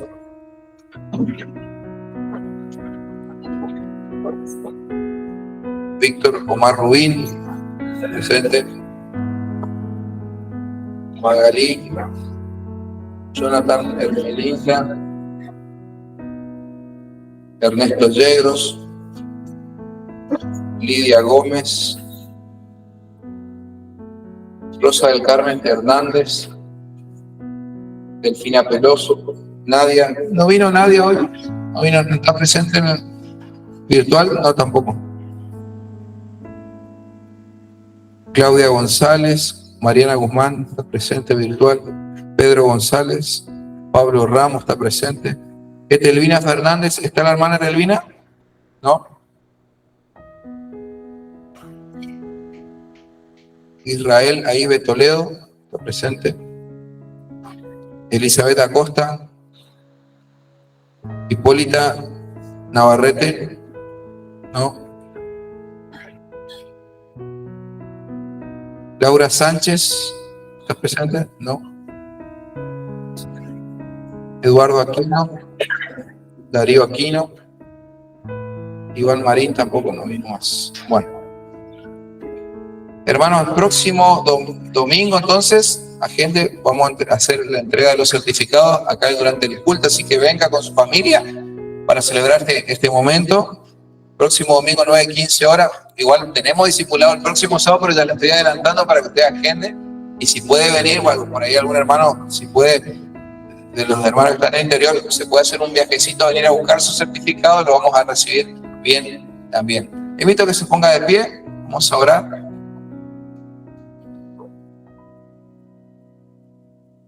Vamos a dar gracias al Señor por este momento, hemos aprendido mucho. ¿Nos vamos contentos en la casa del Señor? Amén. La palabra de Dios es viva y es eficaz. Padre, en el nombre de Jesucristo, te damos gracias, Señor, por tu amor, por tu misericordia. Señor, te damos gracias, Padre, porque has abierto, Señor Jesús, las puertas de la ventana de los cielos sobre nuestras vidas, Señor. Padre, gracias porque éramos desconocidos, Señor. Éramos enemigos tuyos, Señor, y tú nos amaste, Señor, sin merecer. Señor, nos has revelado tu voluntad, Señor. Nos diste, Señor, tu palabra que es como un tesoro, Señor. Es un tesoro para nuestras vidas donde el ser humano encuentra, Señor, la salvación eterna, Señor. Yo te pido en el nombre de Jesús que nos ayudes, Padre Santo, a poder conocerte, a poder, Señor, encontrarnos contigo todos los días, Señor. A poder, Padre, anhelarte, a poder, Señor, abrazarte, Padre, en el nombre de Jesús, a poder, Señor, sentirte cerca, Señor. Padre, que nadie se sienta solo porque tú estás, Señor. Tú estás con nosotros, Señor, en esta tarde, Señor. Te damos las gracias, Señor, porque tu palabra nos edifica, nos ayuda a sentirnos, Señor, mejor, Señor. Padre, en ella encontramos, Señor, el alimento espiritual que necesitábamos, Señor. Y cuando la analizamos en profundidad nos damos cuenta de qué manera, Señor, tú estás interesado en tener una relación con el ser humano, Señor. Padre, yo bendigo a todos y cada uno de mis hermanos presentes, aquellos que me miran por la plataforma de Google Meet, Señor, en el nombre de Jesús. Y en esta tarde también, Señor, habilitamos, Señor, aquí el alfolí, Señor, para las ofrendas. Si alguno siente y quiere darlo, usted le da al Señor. Si usted se siente querer ofrendar, lo puede hacer. Señor, te ofrendamos a ti, Señor, para colaborar, Señor, con los gastos de la iglesia, para colaborar con los materiales, con el aire acondicionado, Señor, con los elementos, Señor, de transmisión. Te pedimos, Señor, que tú multipliques, Señor, y que bendigas al dador alegre, Señor. Que tú, Señor, le des 10 veces más, Señor, lo que cada uno está poniendo, Señor. En el nombre de Jesús. Señor, y en esta tarde pedimos, Señor, para que mis hermanos, Señor, sigan en el discipulado, Señor, que ellos no flaqueen, Señor, que ellos sean capaces de invitar a otros, que ellos sean edificados, Señor, que ellos comenten, participen, muestren, Señor, a otros, Señor, lo que está sucediendo aquí en la iglesia, Señor, que llegue, Señor, la primavera en nuestros corazones, Señor, en el nombre de Jesús. Señor, te pido por el culto de mañana, Señor, 9:15 de la mañana, que podamos participar, Señor, en el nombre de Jesús. y dejamos todas nuestras vidas en tus manos, Señor. En el nombre del Padre, del Hijo y del Espíritu Santo. Amén y amén. Muchas bendiciones, hermanos. Saludos a su hermano que tiene al costado. Bendígale. Y nos estamos viendo mañana, 9:15 de la mañana, aquí en la Iglesia de Dios Milagro. Muchas bendiciones. Un abrazo.